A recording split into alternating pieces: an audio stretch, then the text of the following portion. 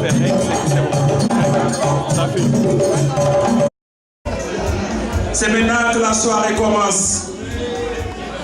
C'est maintenant que le moment tant attendu est arrivé.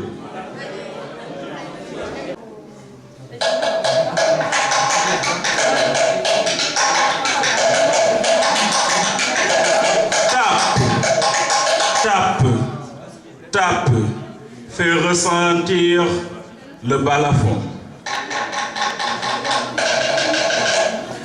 Tape, frappe-le à fond. Écoute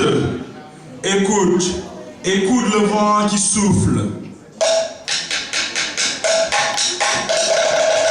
Entends la mélodie derrière son baroufle. Joue, ressuscite nos anciennes mélodies. Oh, je l'affirme, cette musique est du paradis. Joue,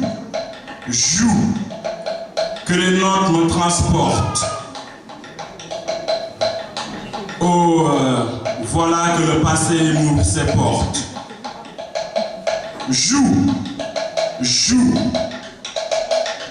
que les notes me pénètrent.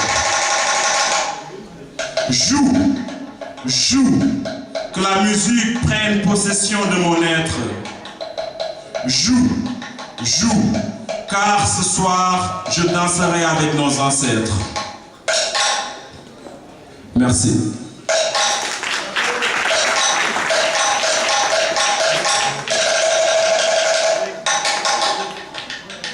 À présent, je vais vous parler d'une histoire de chez nous. En Afrique, les génies ont toujours cohabité avec les hommes. Ils habitent dans les Tamaraniers. De bons génies comme de mauvais génies s'y rencontrent. Cette histoire est celle de deux coépouses, Kumba et Hari. Elles étaient tous les deux bossues. Un jour, alors que Kumba était allongé à côté du Tamaranier, une vieille femme lui apparut. Elle avait les yeux rouges. Elle avait les cheveux blancs de coton. Elle lui dit: mon enfant, j'aimerais te faire un cadeau. Lors d'une pleine lune, d'une nuit de vendredi, va sur la colline d'argile. Tu y trouveras des jeunes filles génies. Elles seront en train de danser. Joins-toi à leur danse. Et quand la fête sera à son comble, demande à une d'entre elles de te garder ta bosse, que tu lui diras que c'est un enfant. Alors Kumba attendit un vendredi. Quand la terre fut froide, elle sortit. Tout le monde dormait dans le village. Elle partit doucement, sortit de son lit à l'insu de son mari. Elle alla sur la colline en argile. Elle trouva des jeunes filles génies qui dansaient, qui festoyaient.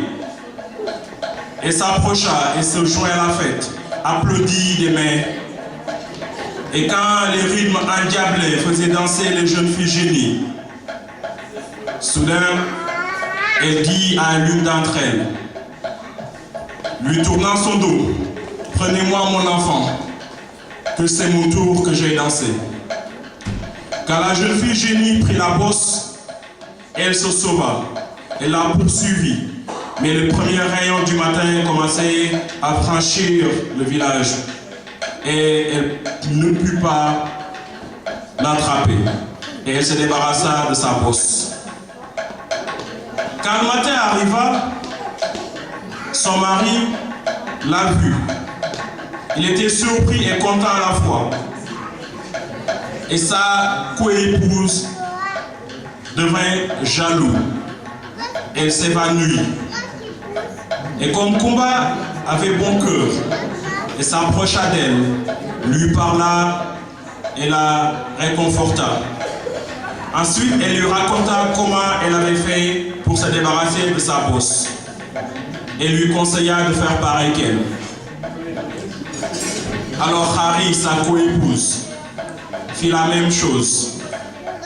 Une nuit de vendredi de pleine lune, Harry sortit à l'insu de tout le monde.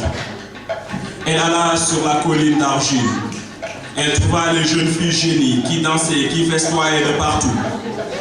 Et le rythme endiablé battait à son comble.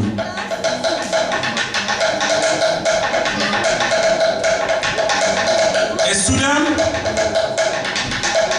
appliquant le conseil de sa coépouse, Harry dit à l'une d'entre elles, en lui tournant le dos, « Tenez-moi mon enfant que j'ai dansé parce que c'est mon tour. » Et la jeune fille, génie, lui répondit, « Ça fait 1 semaine qu'on m'a confié un enfant. On n'est jamais revenu l'apprendre. Cette fois-ci, c'est mon tour. Je vais danser. Tenez-moi l'enfant que j'ai dansé. » Et elle lui mit la bosse de sa coépouse. Elle se retrouva avec 2 bosses.